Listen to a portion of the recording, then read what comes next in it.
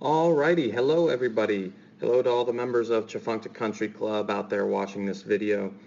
This is John Sheff with your weekly swing analysis, very special edition Masters winner, Danny Willett. We're going to take a look at his swing and how he basically won the Masters. And as much as people want to say Jordan Spieth lost the Masters, Danny Willett did shoot a solid 67 that day, bogey-free 67, really hung around all week, right around even par, 1 under par, so never ever played himself out of it and did what he had to do on the final day to get the job done. He's got a couple very unique things in his swing that maybe you can learn from, you can take away from this video. They're not fundamentals. I always try and make that clear in my videos. Just because Danny does something or Tony Finau does something or Adam Scott does something, unless all tour players do that one thing, it is not a fundamental. So you don't have to walk away from this video thinking, oh, I have to get in this position Danny Willett is in, or else my golf game is not going to be as good as his. Not true. Not true. Every player's swing on the PGA Tour is different, but there are some things that all PGA Tour players do all the time, and those are fundamentals. So those are the things that I try and emphasize, but I just try and highlight some of the uniqueness of every player's swing. So let's take a look at Danny here on the left. We've got him face on with the driver. First thing I want to show you is Danny Willett's grip. You can see his left hand grip is very, very strong. I would be able to see probably about 3 knuckles there on his left hand. The logo of his glove is definitely facing more up towards the sky. So very, very strong left hand grip. Right hand grip still is strong, but not super strong, but definitely on the stronger side. So there's going to be some things in his swing that he does to compensate for that. I hate using the word compensate because having a strong grip really is very, very common. But as you know, depending on what your grip is, if it's weak, the club face tends to be more open and you tend to slice it to the right. If it's stronger, it'll tend to close the club face and the ball will tend to draw or hook too much to the left. So there's going to be some things in your swing that are going to have to account for that or compensate for that. So let's take a look here at setup, and the one thing I want to show you here on the face-on view is look at where his weight and his pressure are. If I was going to draw arrows on his feet to dictate where his pressure is or where he is pushing into the ground at address, it appears that he would have probably about 60% of his pressure in his front foot and only about 40% in his back foot. So very left-oriented setup is what I take away from this image right here. But what we do see with all great players is that they do put a little bit more pressure forward to start the backswing, and then shift that pressure and weight into their back foot. So you're going to see Danny Willett here. That move right there, really before the club even starts moving, that kind of squat and push into the ground. So all of a sudden, with that move right there, his pressure on his front foot spikes up to probably about 70%. Okay, and then from that point on, you can see he has a little lateral move to the right, and then from that point on, his pressure is now increasing in his right foot, and you're going to see it go up to all the way to the top. So as soon as he's right to this point right here, he's established his right leg as his pivot point. He's pushed off of his front foot. And you're going to be able to see this from the down the line view, but a very early wrist set here. Very, very early wrist set. Let me zoom out a little bit so you can see the whole club. There we go. Very, very early wrist set. You're going to get a lot of instructors out there that are going to tell you, yeah, hinge your wrists early. It's going to help you create lag. You're also going to get some instructors that say, no, don't hinge your wrists early. Let your have a later hinge. Tiger, back when he was playing unbelievable golf, if you look at some of the videos, had a later hinge, so or later set. He basically would delay the setting of his wrist until he got basically to the top of his backswing. Danny does really the opposite. That's one of the first things he does is hinge very, very early. So you definitely can play golf that way.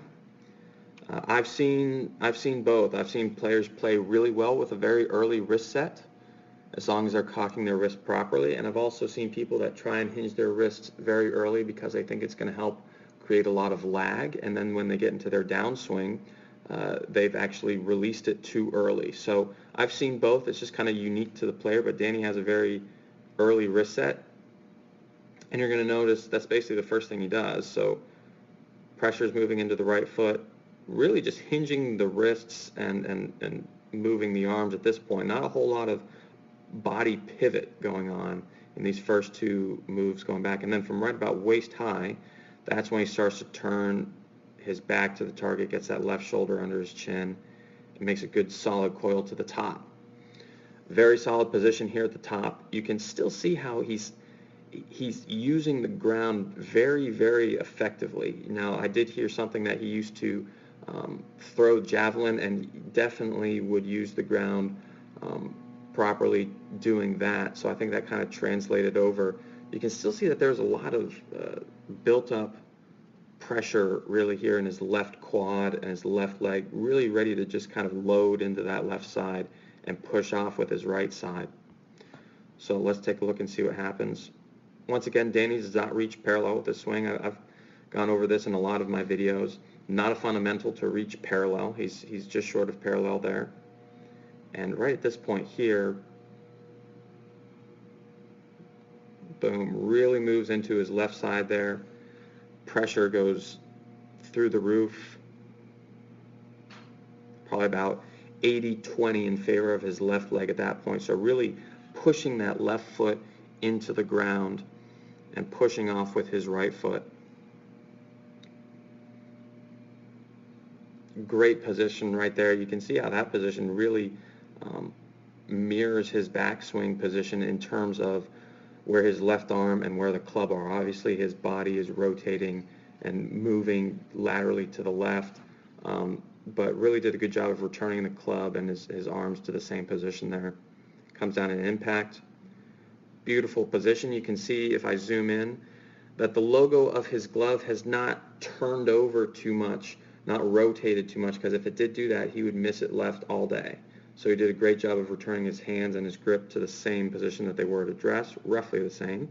It's never 100% the same, but it was good enough to hit this ball straight, and it's good enough to win the Masters. Follow through, great release there, great extension. You also can see the right heel leading the right toe. Very important there. Everything works together here as a single unit coming through. And just as we see with basically every single tour player, a nice balanced finish, their right toe sticking in the dirt, in the ground, and a nice balanced finish. So really solid swing looking at it from face on. Now let's take a quick look at it from down the line. Going to draw a couple lines here. Once again, his posture is perfect. This is what you're going to see with an early wrist hinge here. That club going up very quickly. Some people would say, oh, it's going up and out. Well, it's really just going out, if you want to call it, because of his very early wrist hinge and arm swing. So at this point, there's not a lot of body pivot, not a lot of turn. It's just that wrist cock and those arms swinging the club. And if anything, so you can see that club head there well outside the hands. If anything, this is a much more common position than it would be getting the club head back here. I see that a lot with amateur golfers. They bring the club head very in around them and then lift it up with their hands and arms and then swing over the top of it and slice it to right field. So there's a lot of room. There's a lot of room out here. Okay, there's not a lot of room back here. You can get very cramped and very disconnected back there if you swing the club head back too shallow, too underneath the plane. So then from this point here, as we get to the top, right about here is where he starts to turn a little bit more. I'm going to draw a line there through the shaft plane.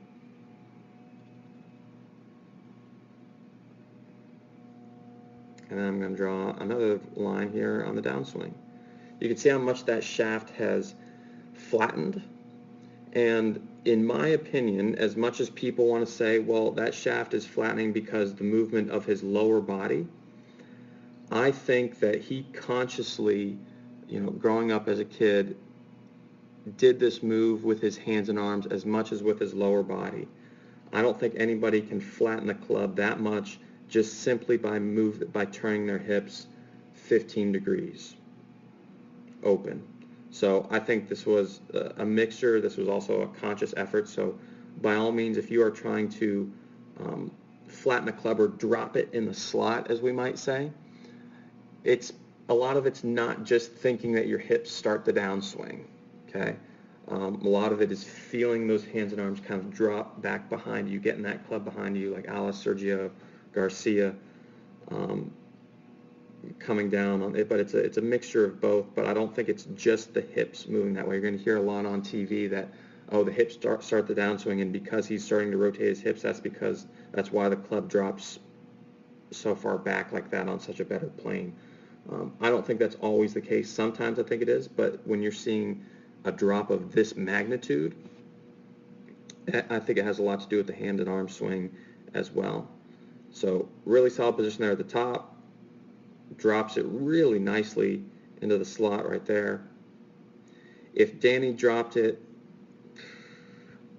back in this area, the shaft back in that area, going underneath his right forearm, that club would probably be swinging too much out to the right, and with his strong grip, he would probably snap hook it all day. So he's probably got it. He's got it in the exact spot that he wants it, just above the right forearm. Really solid position there. As we come down into impact, just after impact there, beautiful position, right heel off the ground, right heel leading the right toe, like I mentioned earlier. Great extension through the shot. Everything works together from this point on. Hips, upper body, shoulders, knees, all rotating together. And a beautiful finish. So the last thing I want to show you that I think he does a very good job of is where his hand path is going, if you just focus on his hands. So you're going to see a lot of amateur golfers have a hand path. If he starts to bring his hands out in this manner here, a lot of amateurs would just bring their hands up vertical, okay, in that fashion there. But let's watch where Danny Willett's hands go. So they go up there, and then as you can see, right as they reach that third bubble, they move back behind him. So they still get what I would say deep enough behind him to get himself in a very solid backswing position. So let me trace that a little bit better for you. Sorry about there. Let's go yellow. There's his hands there. Here. And there. So you can see the general path of that being more in this fashion.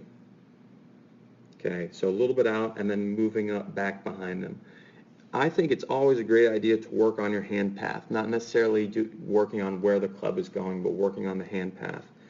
Very smart thing to work on and really focus on getting those hands, either over your right shoulder or actually a little bit deeper than your right shoulder, and that helps you drop it down on plane much, much better, I've seen. But overall, I mean, a great swing by Danny Willett. Very, very solid fundamentally. Go out and try some of the things I mentioned in this video. Let me know if you have any questions. But just remember, his swing is as unique to him as a fingerprint is to every individual. So some of the things you might be able to take away from might work for you. Some of them might not. But let me know if you have any questions. But very, very solid swing by Danny Willett. Congratulations to him. He was definitely in the right place at the right time and did what he had to do at the Masters to win it. So I'm sure his life is about to change, but very good swing. I'm sure we'll see a lot more of him, definitely on the European Tour and probably more in the USA as well. So let me know if you have any questions, and stay tuned next week for our next winner or weekly swing analysis from Harbortown.